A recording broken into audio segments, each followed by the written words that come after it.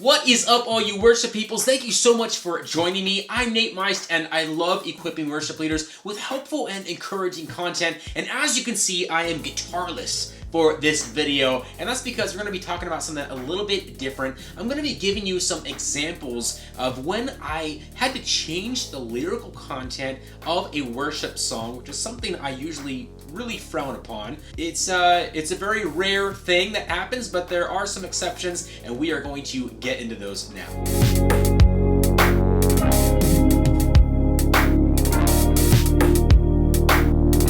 If you're new here, thank you so much for hanging out with me. If these videos are helping you, which is the goal, why don't you give them a like and maybe even subscribe and ring that notification bell so that you don't miss future worship tutorials. If you've watched my past videos and if you're watching this video now, you know that you are in the Praisey Club. And speaking of praisiness, don't forget to go to natemeist.com to check out some super sick Praisey Club merch that I have there. I got some sick t-shirts, I got some pins, I got some stickers, so check that out and represent your allegiance to the Praisey Club. But so before we get into these three examples, let me just say that your general rule of thumb should not be to do this. Should not be to change the lyrical content of a song.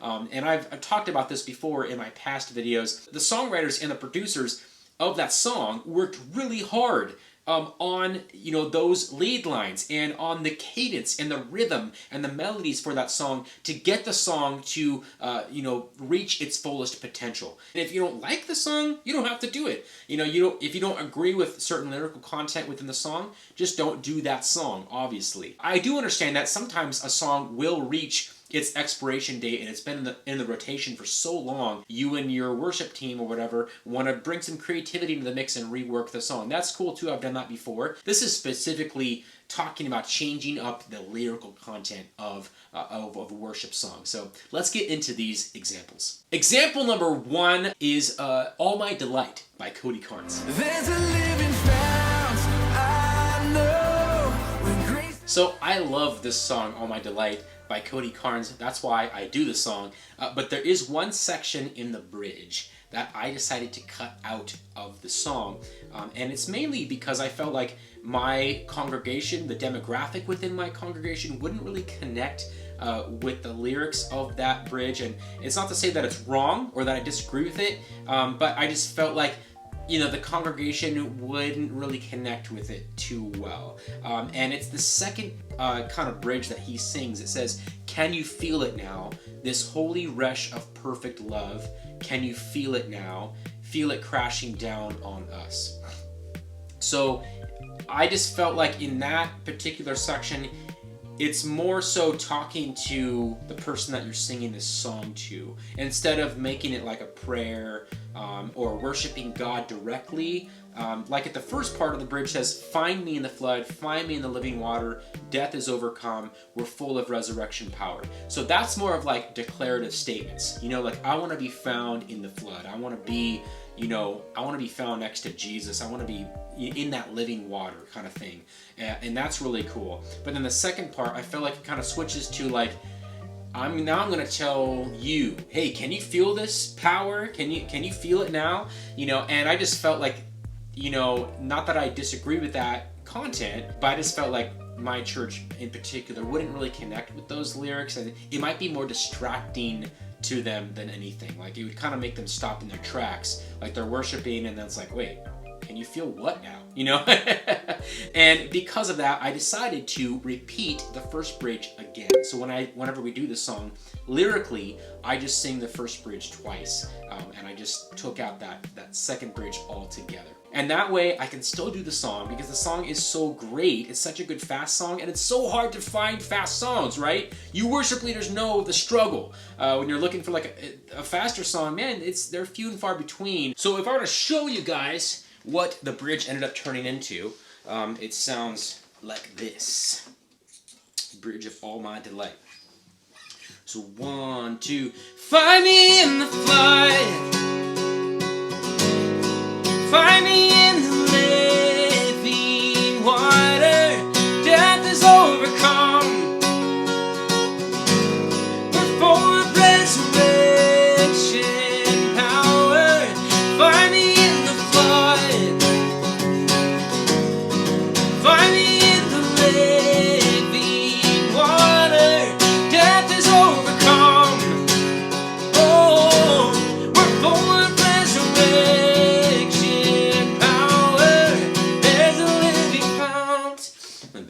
chorus there. But so yeah, so that's what it turned into, just doubling that bridge.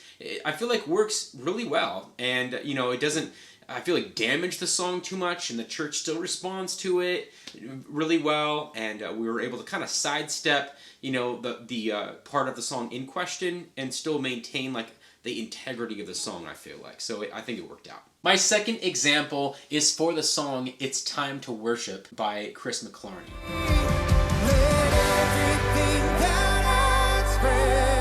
I love Chris McClarney's stuff, and this song in particular I was really excited to do, and I introduced it on the first day, and I sang all the lyrics just like they are on the album, and I was super stoked about it. And then my pastor kind of hit me up and said, hey, can you not sing that one line in the bridge? I'm just not fond of that particular line. And it was the line, if we're gonna dance, then let it be wild. That's one of the lines in the bridge, and he wasn't too fond of that one, and I totally understood where he was coming from. So I had to make a decision. Was I going to just pull this song all together, or was there a way that I could make it work lyrically? Something's gotta happen. Either I'm taking the lyric out or I'm taking the song out. After really kind of mulling over that bridge, which I didn't have that much time, it was in between services, I just ended up singing the last line twice. So what we ended up singing is, if we're gonna sing, then let it be now. If we're gonna praise, then let it be loud. We sing hallelujah, we sing hallelujah.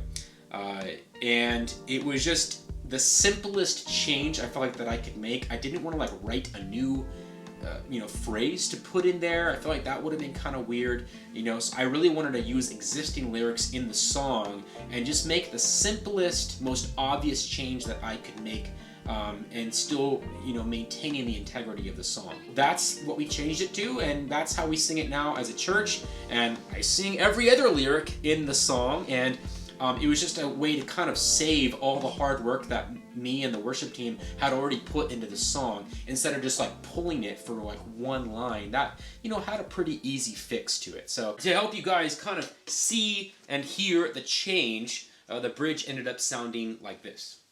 So 1, 2, 3. If we're gonna sing, then let it be now. If we're gonna praise, then let it be loud. We sing hallelujah, we sing hallelujah. If we're gonna sing, then let it be now. If we're gonna praise, then let it be loud. We sing hallelujah, we sing hallelujah. If we're gonna sing, then let it be. So that's kind of what it ended up changing to, and it works out, I think. And the church was able, you still responded really well to it, and I was able to kind of make that change without tearing apart the song too much. So it worked out, I think. My third and final example is for the song Touch of Heaven by Hillsong.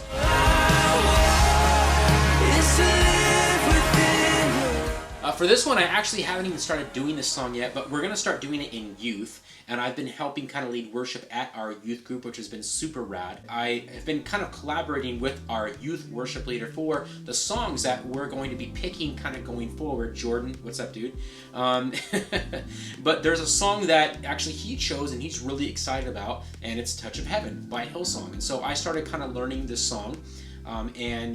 So I've been memorizing the lyrics and working through it, and there's an interlude, and they sing the woes, which I'm cool with the woes, and then they start singing na-na-nas. So if you've heard the song, it's like, oh, oh, oh, and then he goes, na-na-na-na-na-na-na. And it sounds nice in the context of the song, but I feel like, for me personally, I almost feel kind of weird singing that. I feel like it works great when you're at Hillsong Church or at a huge conference and you're kind of singing it out, and there's gonna be people that sing along with you, but when you're leading worship kind of for a smaller audience, things can be a little bit more awkward, more vulnerable, and I just feel like the kids that we're leading worship for might not connect with the na-na-nas. I could be totally wrong, but I'm kind of going into it with the mindset of like, I'm not gonna sing that. I'm just gonna sing the woes, and I'm just gonna cut that out maybe and kind of see how it goes. It's not as drastic as my other examples because that's just ad-libbing, really. Just a general rule of thumb, I feel like you should always challenge whether you should do the ad-libs in a worship song that you want to do or not. Sometimes the ad-libs are like, they really do add to the song and they make it's like a significant ad-lib, you know what I'm saying? It's not like part of the lyrical content, but it really adds nicely to the song, and it's something that maybe people are expecting to sing. Other times, there's ad-libs that like maybe you shouldn't do because it's going to be more distracting than anything, and I feel like this is a case of the latter. I feel like it might be more distracting. Maybe kids might think it's kind of silly to sing that. Again, I could be wrong, and maybe as I start leading the song, it's going to prove me wrong, and I'm totally up for that. But again, I'm kind of going into it thinking like I'm probably not going to sing those, and we'll just kind of work around that ad-lib. Another scenario where there are two things at play, you want both things to win. So, you know, our youth worship leader picked the song and he's excited about it, and I want that to win, right? But then there's a part of the song where I'm like, I don't really want to sing that, and I want that to win. And both of these things can coexist. Both of these things can happen. Just like in my second example, you know, I really want to do this song, and me and my worship team have put a ton of work into it, and we have already introduced it at one service, but my pastor wants me to not sing this lyric. So how can I get both of these things to win?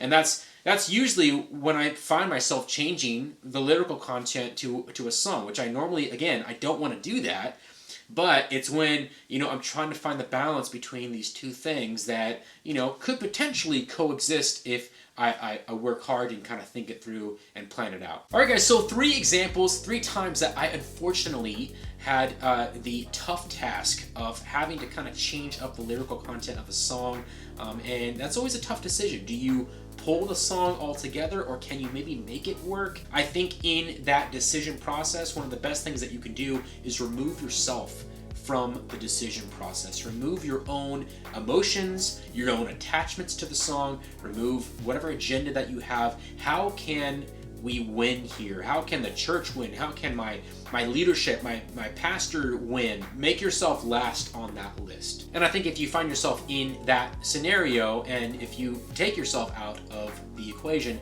then you should make a pretty good decision. But I hope that this video does help you guys when it comes to that time when you might have to make this difficult decision. It's a doozy, it's a tough one.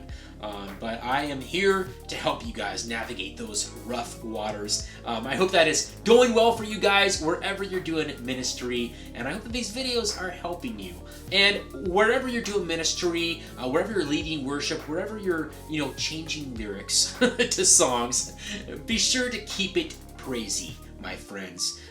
You know, you're seeing crazy, keep it praisey. You know that you're in the crazy club if you're watching this video. I will see you guys in the next one.